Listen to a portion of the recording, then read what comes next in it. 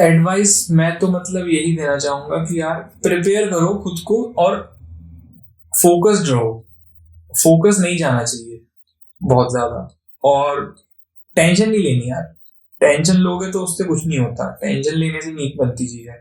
Free mind से करो, काम माइंड से करो, लोगों से बात करो, कांटेक्ट करो, सीनियर से कांटेक्ट करो। अपने यहाँ बहुत अच्छा कल्चर है, सीनियर्स को आप फ्रीली कांटेक्ट कर सकते हो किसी भी चीज के लिए। आप उनको रेज्यूमे भेजो कि बताओ उसमें मैं कुछ चेंजेस कर सकता हूँ, आपने कहाँ से प्रिपेयर किया था, मेरे मॉक इंटरव्यू ले लो, किसी भी चीज के लिए उनको अप्रोच करो।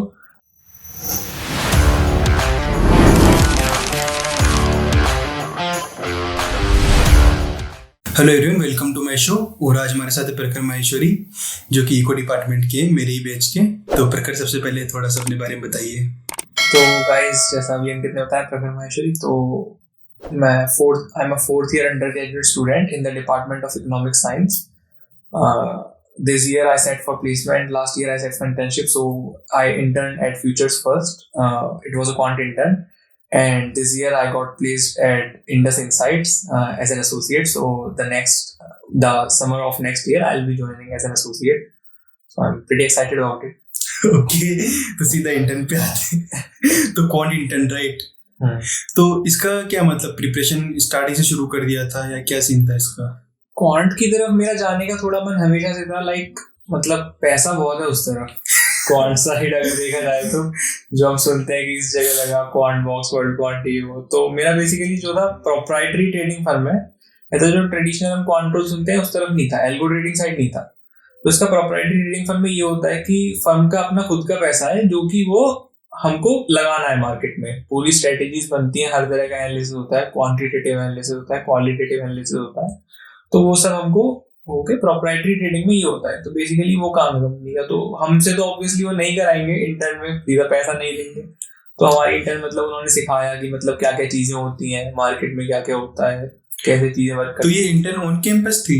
इंटर्न हाँ, मेरी कैंपस के थ्रू लगी थी। मेरी एक्चुअली फर्स्ट फेज में तो मेरी नहीं लगी थी इंटर्न, फिर सेकंड फेज के एकदम एंड में जाके लगी थी। जब मैं घर पहुंच गया था तब मेरे को रिजल्ट आया था कि हाँ आपकी लग गई है। तो फर्स्ट फेज में नहीं लगी थी? नहीं, फर्स्ट फेज में नहीं लगी थी मेरी। तो प्रखर, क्या फैक्टर्स होते हैं इंटर्न लगने के पीछे, या फिर क्या फैक्टर्स मायने रखते हैं? सबसे बड़ी तो चीज है, मतलब सबसे पहली फर्स्ट एंड फॉरमोस्ट तो मैं यही कहूंगा कि आपने प्रिपरेशन कैसी करी है। बहुत जरूरी होता है कि आप प्रिपेयर करो। आपके पास फोर्थ सेमेस्टर और समर्स में कर लेनी चाहिए, थर्ड सेमेस्टर खत्म हो उसके बाद स्टफ देखना चाहिए कि किस प्रोफाइल में जाना है, किस तरफ मन है। सीनियर से बात करनी चाहिए कि जो किसी ने वो कंपनी क्रैक करी हो, उन्होंने क्या प्रिपेयर करा था, क्या नहीं करा था, तो वो सब रहता है। बाकी फिर जो भी आपने प्रोफाइल टारगेट करनी है, फिर उसकी प्रिपरेशन करनी चाहिए फोर्थ सेमेस्टर में अच्छे से, और समर्स में भी, तो उससे होता है। बाकी यार ये भी है कि आप एक हद तक प्रिपेयर करोगे, काफी कुछ करोगे, सब कुछ अच्छा भी होगा, बट एक लक फैक्टर इन चीजों में हमेशा रहता है। मैंने बहुत लोगों का देखा है, अपना भी देखा और लोगों का भी देखा है कि होता है कई बार कि आप सब कुछ करके आए हो, सब कुछ कर लिया, बट फिर भी नहीं लग रही, ऐसा भी होता है। तो ठीक है, उसका चिल रखना होता है। लक फैक्टर जो अभी वही नॉर्मल डिस्ट्रीब्यूशन रहेगा, आज वो इस तरफ है, कभी नेगेटिव साइड है तो वो पॉजिटिव साइड भी आएगा, ऐसी दिक्कत। बाकी डिपार्टमेंट कितना बड़ा रोल प्ले करता है? डिपार्टमेंट रोल प्ले करता है, अगर सर्किटल से हो तो ज्यादा नंबर ऑफ कंपनीज खुलेंगी, कंपनीज आपको प्रेफर करेंगी, वो होता है। बट बाकी अगर कोर डिपार्टमेंट से हो, ठीक है, इतनी दिक्कत नहीं होती, कंपनीज काफी होती हैं, काफी कंपनीज खुलती हैं। अगर स्किल्स हैं so then there is a very good chance that you will get an intern somewhere. There's a very good chance. Skills prime focus है, राइट? स्किल्स प्राइम फोकस होता है, बाकी और फैक्टर्स भी वर्क पे होते हैं, बट सबसे पहले तो स्किल है कि अगर आप में स्किल्स ही नहीं है तो कंपनी क्यों लेके जाएगी। सबसे पहली बात वो है, स्किल्स डेवलप करना is the basic and the first thing. बाकी शॉर्ट लिस्टिंग क्राइटेरिया या फिर वैसा कुछ? शॉर्ट लिस्टिंग क्राइटेरिया का ये होता है, कुछ कंपनी मतलब सीधा उनका बायस होता है कि हमको सीएसई का बंदा ही चाहिए, हम किसी को नहीं लेके जाएंगे। अच्छा, कोई भी हो जाए। कुछ का होता है कि हम सिर्फ सर्किटल में जाएंगे। कुछ कंपनी स्पेसिफिकली, लाइक मैं इकोनॉमिक्स हूँ, कुछ स्पेसिफिकली इकोनॉमिक्स के लिए बंद होती है। मतलब उनका पता नहीं क्या क्राइटेरिया है, क्या वो सोच के आते हैं। हमारी ब्रांच अगर अदर ब्रांचेस से कंपेयर की जाए तो रिलेटिवली न्यू ब्रांच है, तो शायद मार्केट में अभी अंदाजा नहीं है कि क्या चल रहा है, मतलब इस ब्रांच में क्या होता है, बच्चे क्या करते हैं, क्या पढ़ते हैं, तो मे भी हो सकता है। बाकी ये है कि शॉर्ट लिस्टिंग में ऐसा होता है कई बार कि सब ब्रांच के बच्चों ने पेपर दिया, सबका हुआ, उन्होंने सब खोली सबके लिए थी, बट एंड में शॉर्ट लिस्ट आई तो सर्किटल की आई, बाकी सब ब्रांच के बच्चे ठीक है जाओ। अच्छा, जब आपको फेज 2 में कटे जा रहा था तो कैसा फील हुआ उस टाइम पे? थोड़ा डिप्रेस्ड फील हुआ या फिर? फील बुरा होता है, मतलब यार बीच बीच में लगता है कि क्या हो रहा है। लाइक रूममेट्स होते हैं, विंगीज होते हैं, किसी की लगती है तो उस बंदे के लिए तो अच्छा लगता है कि हाँ भाई दोस्त है मेरा, मेरा भाई है उसकी लगी। बट अपने लिए लगता है कि यार मतलब मेरी भी लग जाए तो मजा आए।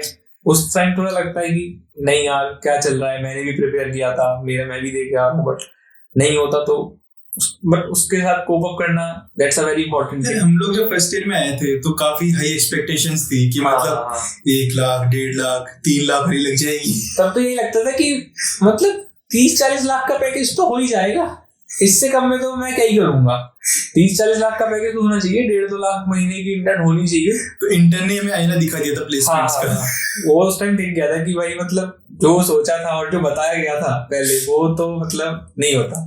तो फिर इंटर्नशिप का जो फेज 1 था मतलब कटे गया, तो फिर स्टिल आप अप्लाई करते गए, तो वो क्या सीन था?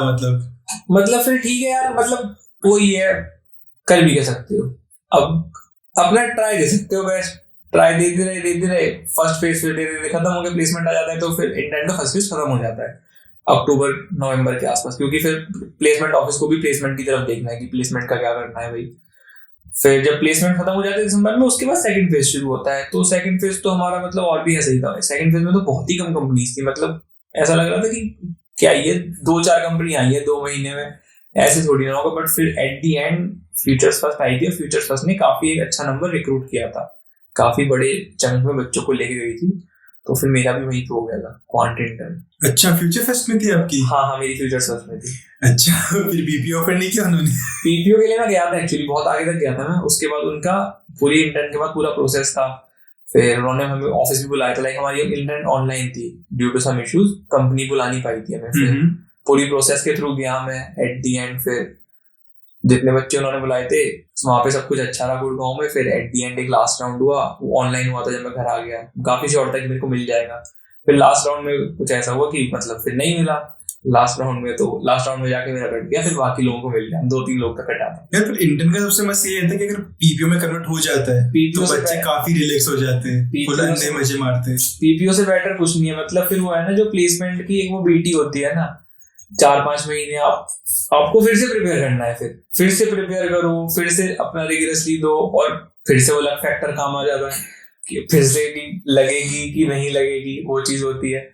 तो ये है, अगर मतलब इंटर्न लग गई है 2 महीना बिल्कुल प्रॉपर काम करो, जो काम दिया गया एकदम प्रॉपर तरीके से करो, हर तरीके से अपने आप को उसमें लगा दो, ताकि वीकेंड से मत जाओ। हाँ, अपना करो भाई, मतलब ताकि पीपीओ मिलेगा, चिल रहोगे भाई। अगला फिर पूरा साल कुछ नहीं करना, सिर्फ अपने कोर्स निकालने होते हैं, पास हो जाओ, वही रहता है। अच्छा प्रखर, एक इंटर्नशिप प्लेसमेंट में कितना बड़ा रोल प्ले करती है?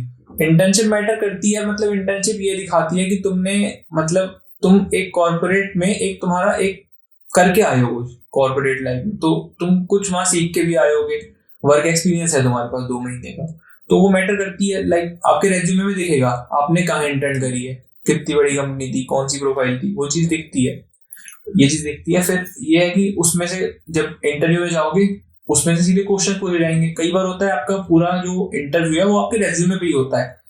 सपोज आपका इंटरव्यूअर आपकी इंटर्न में गया कि क्या किया था बताइए, आप बताना शुरू करोगे, फिर वो अंदर ग्रिल करता जाएगा, अच्छा बताओ ये तुमने करा, इसका क्या मतलब होता है, ये होता है, क्या होता है, तुमने ये चीज लिखी है, इसका क्या मतलब है।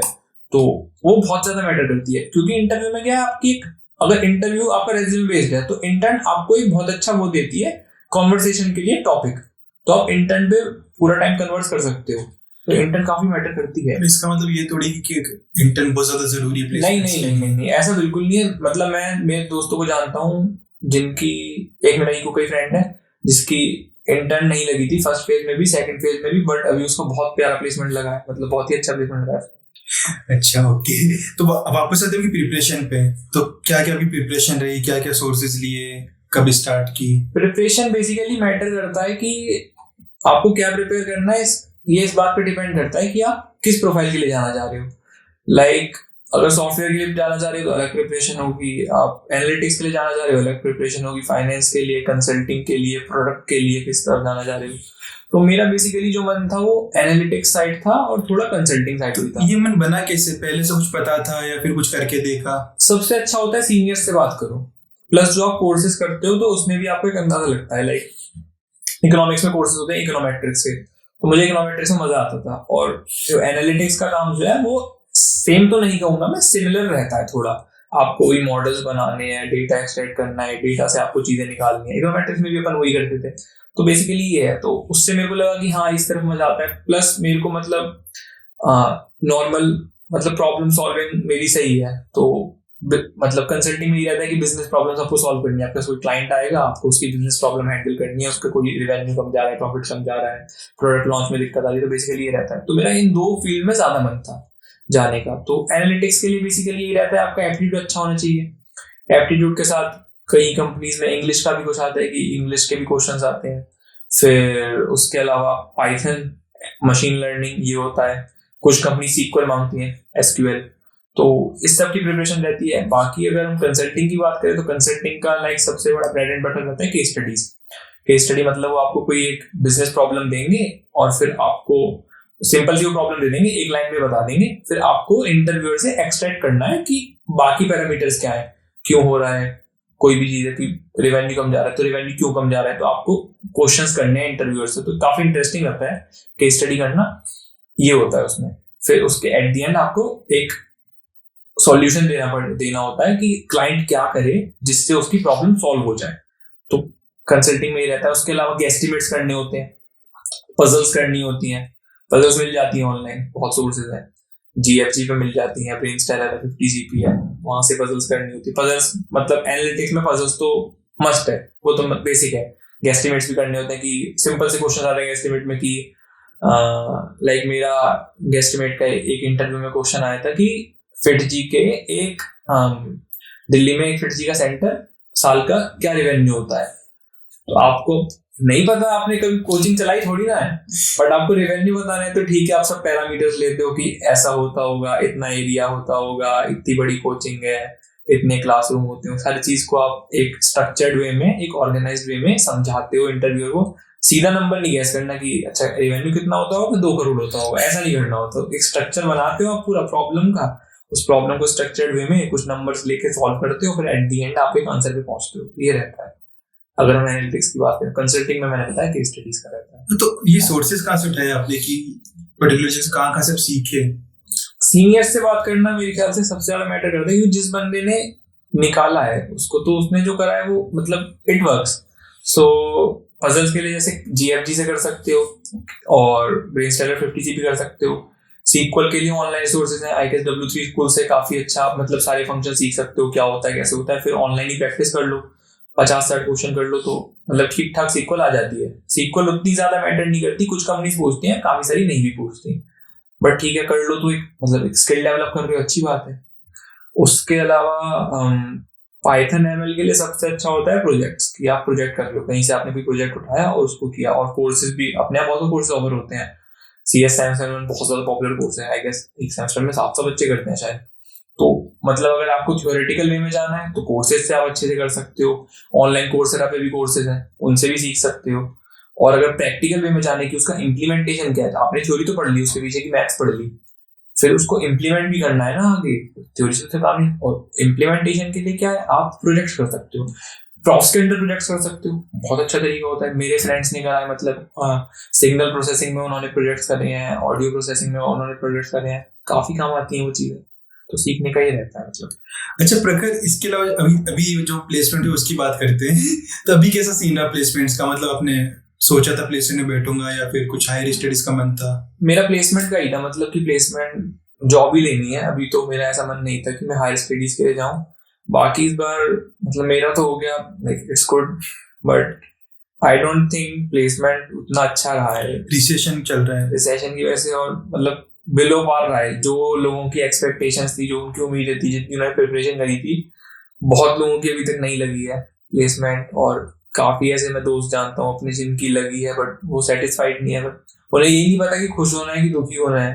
उनका ये वाला हाल है प्लेसमेंट से, कि बस लग गई, कहीं भी लग गई। कंपनीज कम थी, कंपनीज की नंबर ऑफ प्रोफाइल्स कम थी, हायरिंग भी कम हुई है।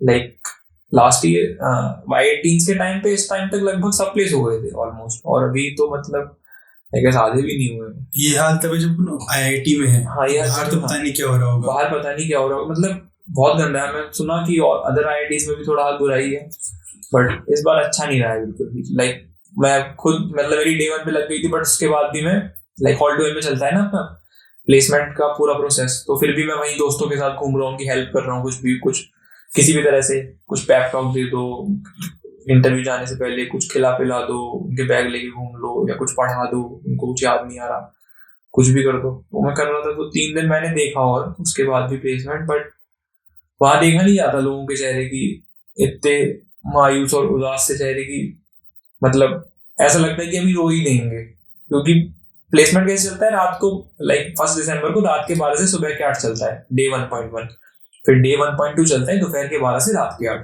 सेम डे 2 पे होता है, डे 3 पे होता है, डे 4 से एक ही स्लॉट चलने लगता है, यूजुअली ऐसा होता है। तो कोई बंदा मतलब उसने डे 1 पे भी इंटरव्यू दिए, डे 2 पे भी इंटरव्यू दिए, अब इतना हर स्लॉट में इंटरव्यू दे रहा है और सोने का टाइम है ही नहीं, तो अगर कोई बंदा 2-3 दिन तक नहीं सोया और उसका प्लेसमेंट भी नहीं लगा, तो उसकी जो मेंटल स्टेट हो सकती है वो समझना बहुत मुश्किल है कि वो उस मतलब मेंटली वो किस चीज के थ्रू जा रहा है।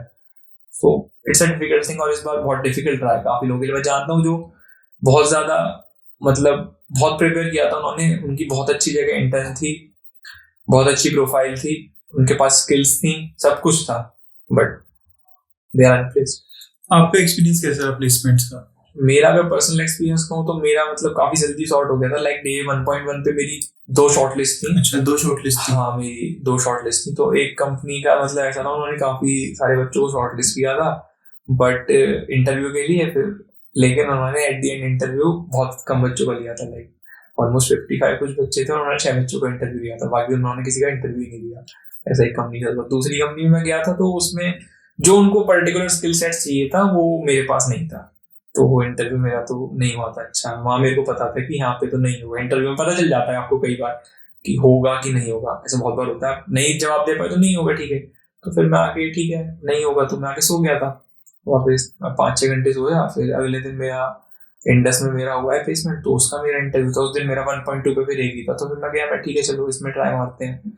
उसका प्रोसेस पूरा चला, मतलब दोपहर के 12 बजे से ऑफिशियली शुरू होता है, लेकिन उसका 1:30 अराउंड शुरू हुआ था, पूरा दिन चला, रात को 10-10:30 बजे लगभग मेरा खत्म हुआ था प्रोसेस। 4 राउंड हुए थे मेरे।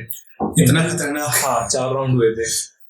पहला मतलब एस्टिमेट्स कराते हैं, केस स्टडीज कराते हैं, टेक्निकल भी होता है, बिहेवियरल भी होता है। बिहेवियरल क्या होता है, उसको कुछ क्या पूछते हैं उसमें? लाइक मेरा पर्सनली बिहेवियरल हुआ था, तो मेरा तो जो कंपनी के जो फाउंडर है उनके साथ ही हुआ था, फाउंडर CEO जो है। अच्छा, मेरा उनके साथ ही हुआ था, तो काफी मतलब चिल था वो, तो रैंडम कॉन्वर्सेशन थी, घर में कौन कौन है, क्या करते हैं, बहुत बहुत ज्यादा रैंडम, कोई nothing technical, nothing from resume. उन्होंने कह दी कि अपने बारे में बताओ, बस वही घर में कौन कौन है, मम्मी पापा क्या करते हैं, और सब क्या है, तो वो लाइट रहता है। बाकी कई जगह HR क्वेश्चंस भी होते हैं, टिपिकल जो हम HR क्वेश्चन सुनते हैं, 5 साल बाद खुद को कहाँ देखते हो, अपनी 5 वीकनेस, 5 वो सब याद करती जाते हैं। 5 वीकनेस क्या, वीकनेस कौन बताएगा अपनी ऐसे, तो वो रहता है। काफी रिग्रेस था। 4 राउंड होते हैं वहाँ पे, 4 राउंड फिर एट द एंड क्लियर हुए। तो मुझे मतलब फाइनल राउंड में फाउंडर ने बोल दिया था कि, उन्होंने ऑन स्पॉट बोल दिया था कि आपका हो गया, आप मतलब अपना टाई उतारो, ब्लेजर उतारो और जाके मजे करो, पार्टी करो। फिर बताया घर पे निकलते? हाँ, फिर मैंने निकलते ही घर पे कॉल किया, सबसे पहले अपने फादर को कॉल किया मैंने कि पापा हो गया, मतलब ऐसे। अपनी दादी को कॉल किया, मम्मी से बात करी। उनका रिएक्शन क्या था? उनका मतलब वही था, वो भी हंसी थी, मतलब ठीक है अच्छी बात है, हो गया। मतलब माँ बाप उतना कहाँ एक्सप्रेस करते हैं एकदम से। हाँ, तो वही था कि अच्छी बात है बेटा, हो गया। मतलब वो उनका ये था कि तू खुश है ना, मतलब जहाँ तेरा हुआ तू चाहता था यहीं पे, मैं कि हाँ मैं तो मतलब बहुत खुश हूँ अपने उससे। माँ बाप को वही था कि मतलब मैं खुश हूँ तो वो भी खुश है, वो था। तो मतलब वो तो अलग ही फीलिंग होती है जब आप घर पे बताते हो कि आपकी पहली नौकरी है ना ये, आगे तो आएगा जाएगा जो भी होगा, बट ये पहली नौकरी है, तो उसकी फील एक अलग ही रहती है कि आप पहली बार आप पैसा कमाओगे। लाइक अभी तक पिताजी ने खिलाया है, माँ बाप ने खिलाया है, बट अब आप पहली बार उनके लिए कुछ कर सकते हो लाइफ में। अभी तक उन्होंने बहुत कुछ किया होता है 21-22 साल में, हम कई बार फॉर ग्रांटेड ले लेते हैं जो हमारे माँ बाप हमारे लिए करते हैं, बट फिर ये होता है कि अब मैं अपने माँ बाप के लिए कुछ कर सकता हूँ फाइनली, अब मैं इतना एबल हो गया हूँ, तो उसकी जो फीलिंग होती है वो आई डोंट थिंक कोई और फील मैच कर सकती है। अच्छा प्रखर, तो थोड़ा सा लोगों के लिए थोड़ी एडवाइसेस, थोड़ी जूनियर्स के लिए कि उनको क्या करना चाहिए प्लेसमेंट सिक्योर करने के लिए, क्योंकि जब कैंपस में आते हैं तो प्राइम फोकस प्लेसमेंट, अच्छी नौकरी लेना ही होता है, पर बीच में लोग भटक जाते हैं या फिर कुछ ना कुछ करने लगते हैं, तो उनके लिए एडवाइस मैं तो मतलब यही देना चाहूंगा कि यार प्रिपेयर करो खुद को और फोकस्ड रहो। फोकस नहीं जाना चाहिए बहुत ज्यादा, और टेंशन नहीं लेनी यार। टेंशन लोगे तो उससे कुछ नहीं होता, टेंशन लेने से नींद बनती चीज है। फ्री माइंड से करो, काम माइंड से करो, लोगों से बात करो, कांटेक्ट करो, सीनियर से कांटेक्ट करो। अपने यहाँ बहुत अच्छा कल्चर है, सीनियर्स को आप फ्रीली कांटेक्ट कर सकते हो किसी भी चीज के लिए। आप उनको रेज्यूमे भेजो कि बताओ उसमें मैं कुछ चेंजेस कर सकता हूँ, आपने कहाँ से प्रिपेयर किया था, मेरे मॉक इंटरव्यू ले लो, किसी भी चीज के लिए उनको अप्रोच करो। अगर वो फ्री होंगे, वो अवेलेबल होंगे, वो आपको डेफिनेटली हेल्प करेंगे। प्लस अपने पीयर्स के साथ भी, आपके साथ वाले लोग क्या कर रहे हैं, वो प्रिपरेशन के लिए क्या कर रहे हैं। क्योंकि यहाँ पे क्या है ना, फैमिली तो हमारी है नहीं, यहाँ पे फैमिली तो घर पे है, तो एक दूसरे का सपोर्ट भी हमें ही बनना होता है, एक दूसरे को गाइड भी हमको ही करना होता है। उनको नहीं पता कि प्लेसमेंट के लिए प्रिपरेशन कैसे करते हैं, उसके लिए हम घर पे बात नहीं कर सकते। घर वालों में मॉरल सपोर्ट रहता है, बट वो भी एक हद तक ही रहेगा क्योंकि वो दूर है। यहाँ पे एक दूसरे का ही सपोर्ट बनना होता है, जो भी लोग करते भी हैं दोस्त आपस में, काफी देखा जाता है। प्लेसमेंट में भी अभी हमने देखा था, जिनकी जो प्लेसमेंट में नहीं भी बैठे हैं वो भी एक दूसरे का सपोर्ट कर रहे हैं। तो एक दूसरे को सपोर्ट करो, एक दूसरे की हेल्प करो। हेल्प करने से बहुत कुछ होता है भाई, कि कुछ आता है किसी को पढ़ा दो, कोई किसी और को आता है वो तुम्हें पढ़ा दे, इससे क्या होता है दोनों को ही फायदा होता है। It's a mutual benefit. तुम पढ़ाओगे तुम्हें दो बातें खुद पता चलती हैं। तो ये है, बाकी फोकस्ड रहो। और ये वाला टाइम है तो इस लाइक 7 सेमेस्टर होता है, काफी हेक्टिक हो जाता है लोगों के लिए कि हाँ टेस्ट देने जा रहे हैं, इसका टेस्ट है, उस कंपनी का टेस्ट है, अगले दिन मेरी सुबह क्विज है, प्रॉफ मेरे को फेल करने की बात कर रहा है, मेरा डीसी है, ये है वो है, सब कुछ वो करना है। तो टाइम मैनेजमेंट स्किल्स काफी जरूरी होती हैं। टेक्निकल तो आप जो है वो सीख लोगे, सीएस बोलोगे, बट ये कुछ अदर स्किल्स हैं, टाइम मैनेजमेंट स्किल्स बहुत ज्यादा जरूरी होती हैं। आप अपना टाइम कितनी एफिशिएंटली मैनेज कर रहे हो, वो काफी जरूरी है। प्लस प्रेशर नहीं लेना भाई, मतलब प्रेशर लोगे तो उससे दिक्कत ही ज्यादा होती है। चिल रहो, काम रहो, चिल मिजाज, वही सही है। जय प्रखर, बहुत बहुत शुक्रिया आने के लिए और अपनी वैल्यूएबल इनपुट्स देने के लिए। तो आई होप काफी सीखने को मिलेगा ऑडियंस को। Thank you.